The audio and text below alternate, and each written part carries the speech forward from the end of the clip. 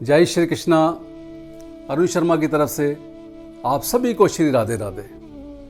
भक्तों, आज मैं साउथ इंडिया यानी कि दक्षिण भारत के अंदर प्रभु श्री रघुनाथ जी का जो मंदिर है वहाँ पर एक चमत्कारिक घटना घटी जिसका वर्णन करने जा रहा हूँ। एक बार श्री रामानुजाचार्य जी अपने शिष्यों के साथ प्रभु श्री रंगनाथ जी का दर्शन करने के लिए जा रहे थे। गर्मी का समय था। रास्ते में उन्होंने एक विशाल बाग देखा और सोचा कि कुछ देर क्यों ना यहां पर आराम किया जाए। श्री रामानुजाचार्य ने अपने शिष्यों को साथ लेकर उस बाग में प्रवेश किया और उस बाग में जगह जगह आसन बिछाकर सभी बैठ गए। अब उन्होंने अपने झोले में से ठाकुर जी को निकाला, उनको वहीं पर स्नान कराया, चंदन आदि का लेप किया और हरि नाम करना शुरू कर दिया। वहीं पर शिष्यों को कहा कि जो बाग में आम के कुछ फल गिरे हुए हैं उनको उठा लाओ जिनसे ठाकुर जी को भोग लगाया जाए। शिष्य गए, वहां से जो बाग में आम के फल गिरे हुए थे उन सबको उठा लाए। उन्होंने ठाकुर जी को भी भोग लगाया और स्वयं भी प्रसाद पाया। इतनी देर में ही कुछ राहगीर वहां से निकल रहे थे तो स्वामी रामानुजाचार्य जी ने उन राहगीरों से पूछा कि भैया ये बाग इतना सुंदर है, ये किसका है? राहगीरों ने बताया कि ये इस नगर की एक प्रसिद्ध वैश्य है, ये बाग उसका है। अब रामानुजाचार्य को बड़ा महसूस हुआ।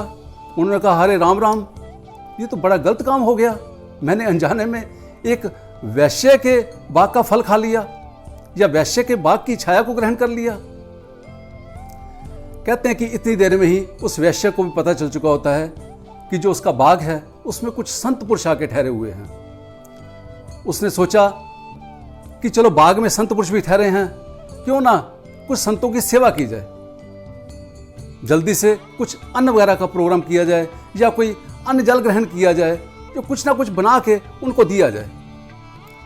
लेकिन बाद में उसने सोचा कि जितनी देर में मैं कोई अन्न वगैरह की व्यवस्था करूंगी या भोजन वगैरह वहां पर लेकर जाऊंगी उतनी देर में हो सकता है कि वो संत पुरुष वहां से चले जाएं। उसने जल्दी से कुछ फल लिए और अपनी तिजोरी में से कुछ सोना, चांदी, हीरे, मोती ऐसे इकट्ठे करके उनसे एक थाल बना लिया और उस थाल को कपड़े से ढक लिया और अपनी दासी को लिया और दोनों बाग में गए। वहां जाकर संत पुरुषों को उन्होंने प्रणाम किया और कहा कि महाराज, वारमुखी का प्रणाम स्वीकार करो। जो रामानुजाचार्य जी हैं उन्होंने उनको कहा, देवी सदा सुखी रहो, बताओ कैसे आना हुआ? तो वैश्य ने कहा कि मेरा नाम वारमुखी वैश्य है, यानी कि मैं इस नगर की नगर वधू हूं।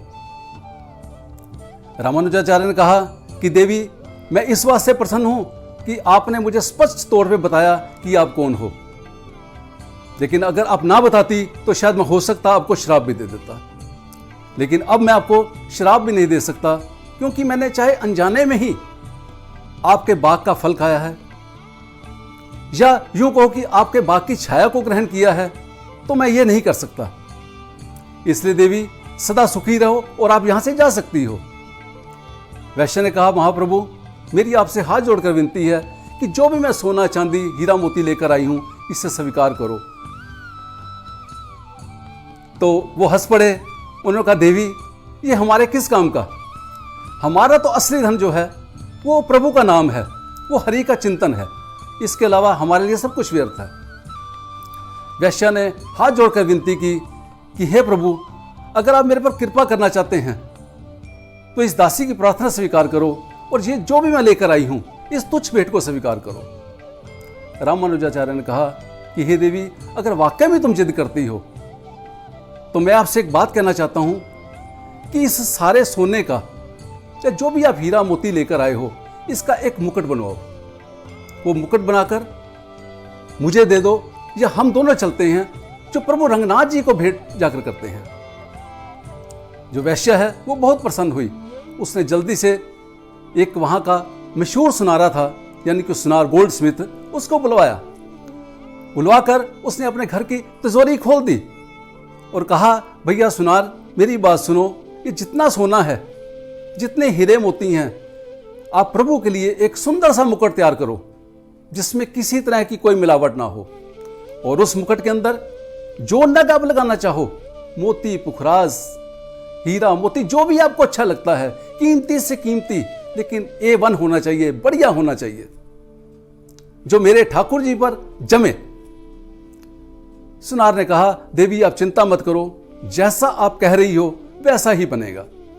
सुनार ने भी बहुत बढ़िया सा एक मुकुट तैयार किया, उसमें हीरे, मोती, पुखराज, नीलम, जो भी उसने लगाना था अच्छा सा लगाकर जब वारमुखी वैश्य को दिया गया, वारमुखी वैश्य ने उस हार को पहले थाली में रखा और उसके ऊपर कीमती कपड़े से ढककर वो स्वामी रामानुजाचार्य जी के पास गई। दोनों प्रभु के मंदिर की तरफ चल पड़े। कहते हैं कि जब प्रभु के मंदिर के पास पहुंचने वाले थे, लगभग 5 या 7 मिनट का समय होगा, तो जो वैश्या थी वो रजस्वला हो गई, यानी कि मासिक धर्म से हो गई। अब मन ही मन सोचने लगी कि मैंने कितना कोई घोर पाप किया है, जो आज मैं प्रभु दर्शन के लिए आ रही थी तो मैं इस समय अपवित्र हो गई हूं। वो मन ही मन अपने आप में ग्लानि महसूस करने लगी। उसने प्रभु रामानुजाचार्य जी को बोला कि हे संत पुरुष, आप ये मुकुट लीजिए और प्रभु रघुनाथ जी को भेंट जाके कर दीजिए, और मेरी तरफ से अरदास करना कि जब मैं पवित्र हो जाऊंगी उस समय आकर मैं उनके दरबार में मस्तक झुकाऊंगी। रामानुजाचार्य जी ने उस मुकुट को लिया और अंदर जाके पुजारियों को दिया और कहा कि ये प्रभु को भेंट कर दीजिए। पुजारियों ने उस मुकुट को स्वीकार किया और जैसे ही कहते हैं कि प्रभु रंगनाथ जी के वो शीश पर चढ़ाने लगे, जो उनका विग्रह है वो विग्रह अपने आप ऊपर हो गया। पुजारी देख के हैरान हो गए। उन्होंने फिर दोबारा कोशिश की, लेकिन फिर उनका विग्रह थोड़ा सा और ऊपर हो गया। फिर पुजारियों ने कुछ नीचे सपोर्ट लगाई या जो भी कुर्सी स्टूल लगाया होगा, उस वजह से वो थोड़ा सा ऊपर हुए, लेकिन कहते हैं कि रंगनाथ प्रभु जी फिर थोड़ा और ऊपर हो गए। पुजारी इस माया को देख कर बड़े हैरान हो गए और परेशान भी हो गए। उन्होंने कहा कि इतनी देर से हम मेहनत कर रहे हैं, पर आज मेरे प्रभु ये मुकुट क्यों नहीं स्वीकार कर रहे। उन्होंने उनसे स्तुति की कि हे प्रभु, अब आप ही हमें बताइए कि इसका क्या हल है, हम करें तो करें क्या। तो कहते हैं कि श्री रंगनाथ जी के विग्रह में से एक आवाज आई कि पुजारियों, जिसने ये मुकुट बनाया है वही आकर मेरे को मुकुट पहनाए। पुजारियों ने बाहर आकर संत पुरुषों से बोला कि जो मुकुट जिसने बनाया है उसी को बुलाया जाए। अब उस वैश्य को बुलाया गया। वैश्य को कहा गया कि आपको प्रभु खुद बुला रहे हैं। वो खुद हैरान हो गई और जैसे ही कहते हैं कि मंदिर के अंदर प्रवेश करने लगी, उसके हाथ में मुकुट दिया गया। कहा कि आप प्रभु को समर्पित करो। जैसे ही वैश्य उस मुकुट को प्रभु को समर्पित करने लगी, तो कहते हैं कि श्री रंगनाथ प्रभु जी ने स्वयं ही अपनी गर्दन को झुका लिया और उस मुकुट को सहज स्वीकार कर लिया।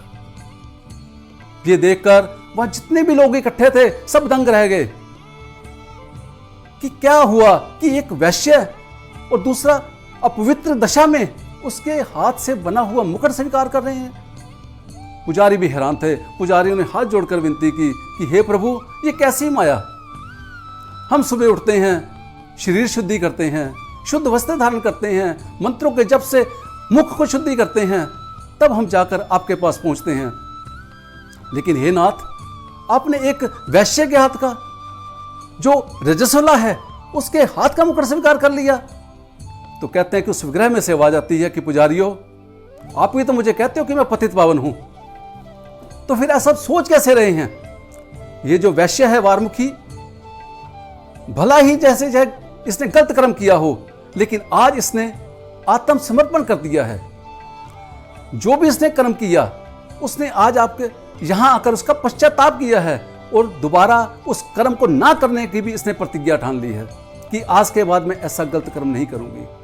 उसने सर्वस्व मेरे पर न्यौछावर कर दिया है, तो ये कैसे हो सकता है कि मैं उसकी भेंट को स्वीकार ना करूं। कहते हैं कि जिस समय बात हो रही थी, उस समय जो वारमुखी वैश्य है वो अपना प्राण त्याग देती है और उसके शरीर में से एक दिव्य ज्योति निकलती है जो प्रभु रंगनाथ जी के चरणों में जाके समाहित हो जाती है।